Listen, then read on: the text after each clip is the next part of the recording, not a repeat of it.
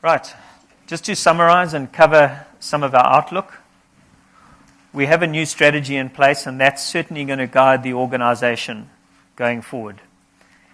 We've successfully renegotiated our covenants, which I think is very positive, and made them relevant to our balance sheet. So we no longer have any issue around our covenants. We're now going to focus on a BE solution and looking at the balance sheet in relation to the BE solution. We're going to restructure our corporate and legal structure, and that really is Project Omega that we talk about, and we hope to conclude that early next year. We're going to align our internal reporting structures to deliver on our new strategy, and I think you'll see later today we'll probably put a small announcement out in terms of an internal reorganization which will allow us to deliver better on our strategy. So in terms of that, we are going to establish a vertically integrated materials business, and we need to probably create more critical mass in that area, and we are already looking at a bolt-on acquisition in that area to beef us up there. We're going to relaunch the PPC brand early next year, and Trafosa said that we mentioned that we're going to be changing our year-end.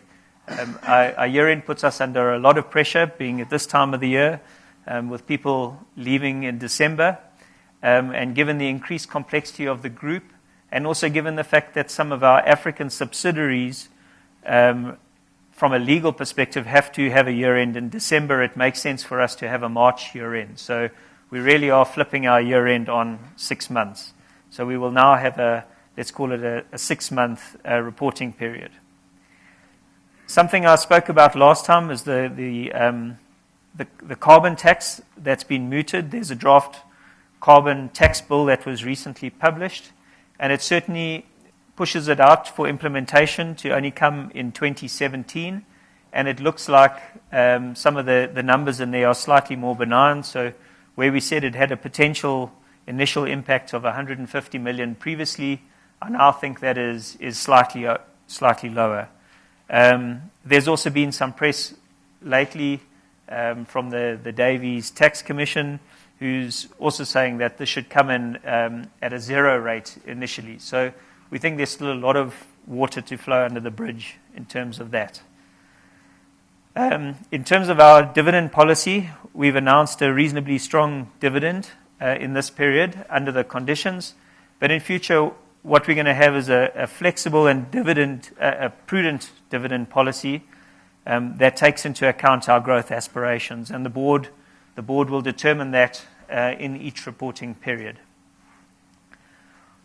So our diverse operating portfolio certainly reduces the impact of any weakness in any one particular market. And obviously, South Africa is our biggest market right now. So our vision is that as we grow, the impact of one particular market will reduce and we'll get more of a portfolio effect in the company. We remain very committed and focused and disciplined around cost management and innovation and delivery of our projects in the organization. In a tough period like this, we have to focus on what we're doing and make sure we're doing it properly and well. Complementing that, our change management rollout will continue, and our profit improvement program will continue to cushion the impact of the difficult market in South Africa. Rwanda continuing to ramp up. It's going to be very exciting to watch that. And then we're going to focus on delivery of our projects and our business plans in our other areas, being the DRC, Zimbabwe, Ethiopia, etc. So in the next 6 months, sure, our operations are likely to be under pressure across the continent, because I think across Africa there are headwinds. But we are going to have new capacity coming on stream, which will cushion that.